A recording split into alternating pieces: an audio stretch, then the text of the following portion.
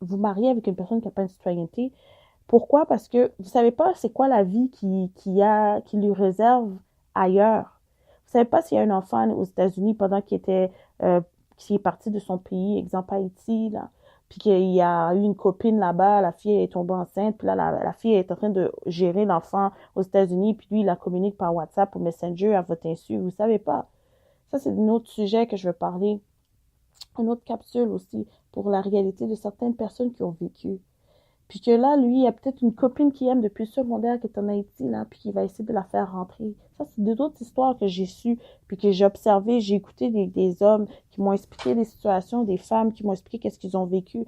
Je vous partage cela parce que c'est une réalité. Je suis pas là pour vous faire peur, mais j'essaie juste de vous ouvrir les yeux. C'est pas tout le monde qui est correct comme vous allez peut-être agir. Puis il y a des personnes qui sont super méfiantes parce qu'ils savent à quel point ils peuvent détruire la vie d'une autre personne à cause de manque de connaissances, à cause de ça a toujours fonctionné de agir de la sorte. Il y a plein de raisons qui expliquent pourquoi une personne agirait de la sorte.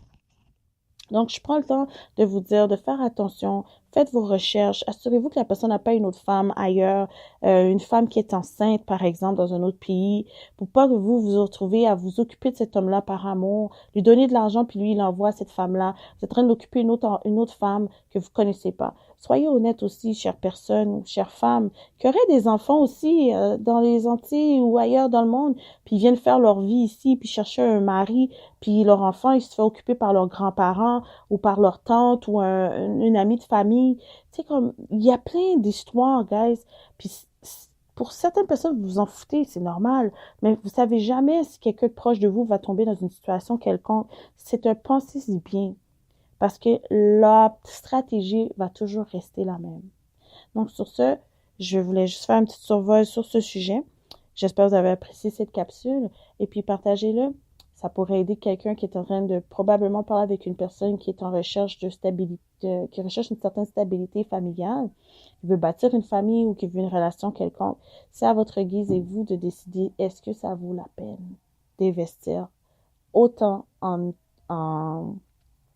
investissant du temps, en investissant des moments, en investissant de l'argent, en mettant des projets de vie sur table, que probablement c'est vous, vous allez devoir tout débourser de vos poches si cette personne-là n'est pas au même niveau que vous de apporter une qualité de vie dans votre vie. Donc, vous êtes déjà suffisante. Imaginez-vous que cette personne-là vient puiser tout, qu'est-ce que vous avez travaillé dur pour maintenir. Juste réfléchissez bien car leur stratégie reste toujours la même. Alright? Candice.